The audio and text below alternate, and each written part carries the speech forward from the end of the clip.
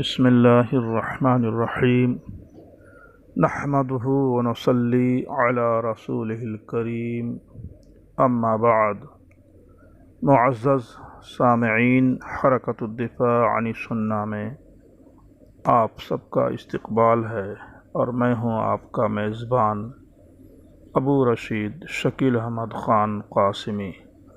آج کی مجلس میں ہم غیر مقلدین کی ایک انوکھی دلیل اور ان کی خیانت اور ان کی خباثت اور حدیث کو اپنے مسلک کے تابع بنانے کی ایک انوکھی مثال پیش کر رہے ہیں۔ انہوں نے حدیث پیش کی ہے قرأت خلف الامام کے چوتھے دلیل کے طور پر۔ پہلے حدیث کا متن ملاحظہ فرمائیں۔ عن انس بن مالک ان رسول اللہ صلی اللہ علیہ وسلم صلی باصحابہ فلما قضى صلاته اقبل علیہم بوجہہ فقال اتقرؤون فی صلاتکم خلف الامام والامام یقرأ فسکتوا فقالها 3 مرات فقال قائل او قال قائلون انا نفعل قال فلا تفعلوا وَلْيَقْرَأْ أَحَدُكُمْ فَاتِحَةَ الْكِتَابِ فِي نَفْسِهِ کتاب القرأت صفحہ نمبر 49، جزء القرأت صفحہ نمبر 28، سنن الدارقطنی جلد نمبر 1 صفحہ نمبر 49۔ یاد دہانی، ہمارے قسم ابو حسن صاحب، آپ کا یہ ترجمہ نامعلوم مجہول سلفی کا ہے جس کا آپ نے سرقہ کیا ہے، یعنی اس نامجہول سلفی نے گوگل کے اندر انٹرنیٹ پر جو ترجمہ شائع کیا ہے آپ نے بعینہ وہ ترجمہ سرقہ کر لیا ہے۔ اس نامعلوم مجہول سلفی کا ترجمہ بعینہ میں نقل کرتا ہوں۔ یعنی حضرت انس روایت کرتے ہیں کہ رسول اللہ صلی اللہ علیہ وسلم نے صحابہ کرام کو نماز پڑھائی۔ نماز پوری کرنے کے بعد صحابہ کرام کی طرف متوجہ ہو کر فرمایا کہ جب امام پڑھ رہا ہو تو تم بھی اپنی نماز میں امام کے پیچھے پڑھتے ہو۔ صحابہ کرام خاموش رہے۔ 3 مرتبہ آپ نے یہی حکم فرمایا۔ پھر ایک یا زیادہ لوگوں نے کہا کہ ہم ایسا کرتے ہیں، یعنی آپ کے پیچھے پڑھتے ہیں۔ آپ نے فرمایا ایسا نہ کرو، تم میں سے ہر ایک صرف سورہ فاتحہ اپنے نفس میں پڑھا کرے۔ اس آخری جملے پر غور کیجیے، تم میں سے ہر ایک سورہ فاتحہ اپنے نفس میں پڑھا کرے۔ بعینہ ترجمہ ہم نے نقل کیا ہے، یہ کسی نامعلوم غیر مقلد سلفی کا ہے جسے ہمارے قسم ابو حسن نے آنکھ بند کر کے نقل کیا ہے۔ اب اس کا تجزیہ دیکھیے کہاں کہاں خیانت ہوئی ہے۔ ابو حسن صاحب، آپ بھی اندھے جاہل ہو، اور اتفاق سے آپ کے نامعلوم مجہول مجتہد صاحب نے جو ترجمہ کیا ہے اس سے ان کی جہالت اور خیانت ظاہر ہوتی ہے۔ آپ کے مجتہد صاحب جاہل اور گنوار نکل گئے۔ حدیث نقل کرنے میں آپ نے بھی غلطی کی ہے۔ اقبل علیہ یہ غلط ہے، صحیح عبارت ہے اقبل علیہم، اور ترجمہ انہوں نے غلط کیا ہے۔ اس کے ترجمہ میں امام کے پیچھے قرأت کا ذکر ہی نہیں ہے۔ ذرا ترجمہ عربی عبارت کو پیش نظر کرتے ہوئے ملاحظہ فرمائیں۔ جاہل مترجم نے غلط ترجمہ کیا ہے، صحیح ترجمہ اس طرح ہوگا: رسول اللہ صلی اللہ علیہ وسلم اپنے اصحاب کو نماز پڑھائی۔ رسول اللہ صلی اللہ علیہ وسلم نے اپنے اصحاب کو نماز پڑھائی۔ جب نماز سے فارغ ہوئے تو ان کی طرف متوجہ ہو کر فرمایا، کیا تم لوگ اپنی نمازوں میں امام کے پیچھے قرأت کرتے ہو؟ اس حال میں کہ امام قرأت کر رہا ہو۔ صحابہ کرام خاموش رہے۔ آپ صلی اللہ علیہ وسلم نے 3 بار یہی سوال کیا۔ پھر پھر ایک نے یا کئی لوگوں نے کہا کہ ہاں یا رسول اللہ ہم ایسا کرتے ہیں۔ آپ نے فرمایا ایسا نہ کرو، تم میں سے کوئی فاتحۃ الکتاب پڑھنا چاہے تو اپنے نفس میں پڑھ لے۔ تم میں سے کوئی فاتحۃ الکتاب پڑھنا چاہے تو اپنے نفس میں پڑھ لے۔ لیقرأ احدکم میں لام امر چاہت کے لیے استعمال ہوتا ہے۔ احدکم تم میں سے کوئی، پورا لفظی ترجمہ ہوا کہ پڑھے تم، چاہیے کہ پڑھے تم میں سے کوئی، پڑھے تم میں سے کوئی، ذرا توجہ الفاظ پر توجہ کیجیے، چاہیے کہ پڑھے تم میں سے کوئی فاتحۃ الکتاب اپنے نفس میں۔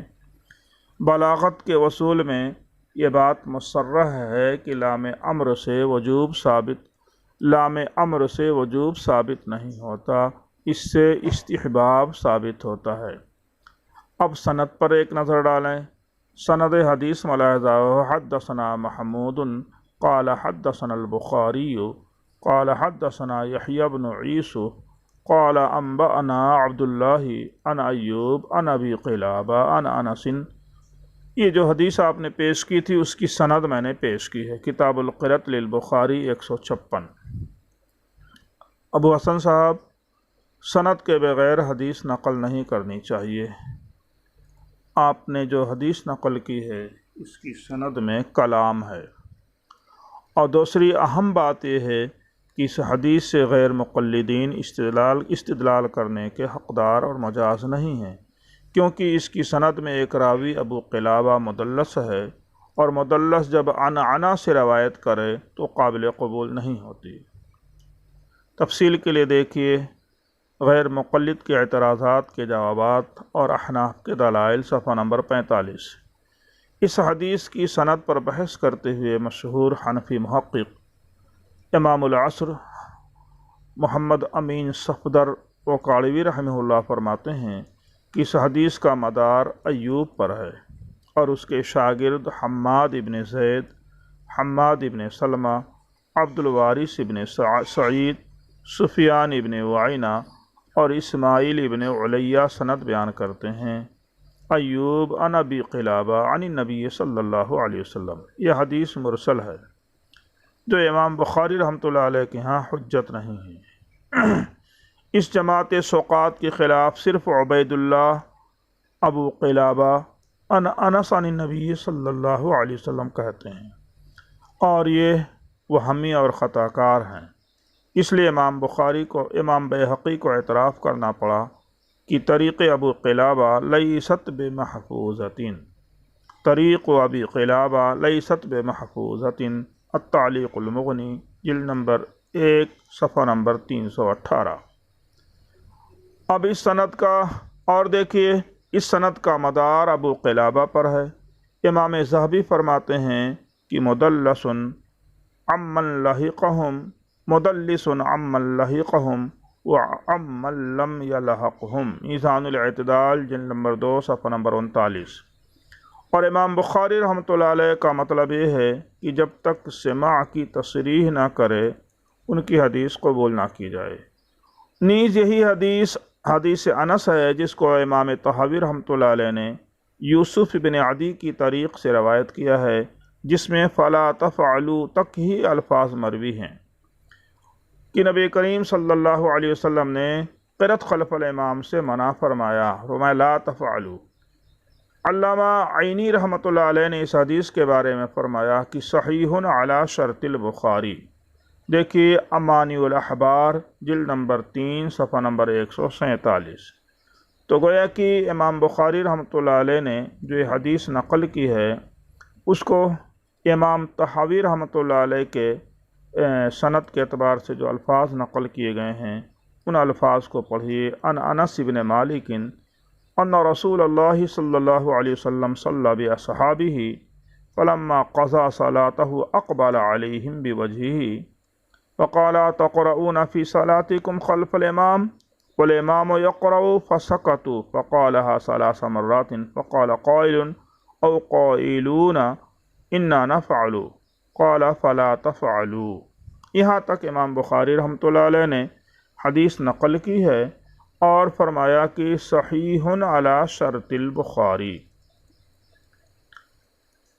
بڑی اہم بات ہے، جب یہ حدیث امام بخاری رحمۃ اللہ علیہ کے شرط کے مطابق صحیح ثابت ہوئی تو تعجب کی بات ہے کہ وہی حدیث امام بخاری رحمۃ اللہ علیہ نے اپنی صحیح بخاری میں نقل نہیں کی ہے۔ تفصیل کے لیے دیکھیے امانی الاحبار جلد نمبر 3 صفحہ نمبر 147۔ مزید تفصیلات کے لیے دیکھیے رسالہ جزء القراءۃ للبخاری در تجلیات صفدر جلد نمبر 4، یہاں تک کی تفصیل ذکر کی گئی ہے۔ آپ اندازہ کیجئے سامعین محترم کی غیر مقلدین احادیث رسول صلی اللہ علیہ وسلم کی کیسی ناجائز تعویلات کرتے ہیں، اور احادیث کے اپنے مسلک کو ثابت کرنے کے لیے اگر اس کے مقابل میں صحیح ترین حدیث ہو تو اسے وہ نظر انداز ہی نہیں کرتے بلکہ اس کو قتل بھی کر دیتے ہیں، دریابرد بھی کر دیتے ہیں۔ آپ نے سنا ہوگا کہ اگر ان کا بس چلے تو کتاب سے وہ حدیث مع ابواب کے ختم کرا دیتے ہیں، اس کے لیے کتنی بھی دولت خرچ کرنی پڑے۔ استغفر اللہ من ذالک۔ دین کو اپنے مزاج کے تابع کرنے، دین کو اپنے مسلک کے تابع کرنے کی بدترین مثال غیر مقلدین کے ہاں پائی جاتی ہے۔ اللہ تعالیٰ ان بددیانت اور خیانت کرنے والے غیر مقلدوں سے پورے امت کی حفاظت فرمائے، آمین۔ آج کے لیے بس، وما توفیقی الا باللہ۔